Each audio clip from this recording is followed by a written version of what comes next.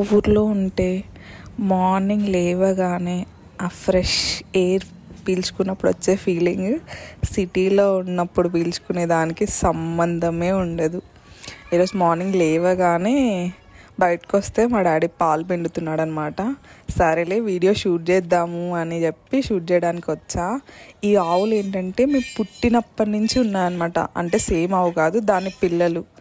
ఇవి దేశీ ఆవులు అంటారు కదా, అవన్నమాట, జెర్సీ కాదు. మేము చిన్నప్పటి నుంచి మా ఇంట్లో ఆవు పాలు తాగే పెరిగాము. ఆవు పాలు అయినా నెయ్యి అయినా మా ఇంట్లోదే అన్నమాట. ఆ ఫీలింగ్ వేరేలా ఉంటుంది. ఎందుకంటే ఇప్పుడు మనం సిటీల్లో ఉంటే ప్యాకెట్ పాలు తాగుతాము, ఏవేవో తాగుతాం. అంటే అస్సలు ప్యూర్ కాదు కదా.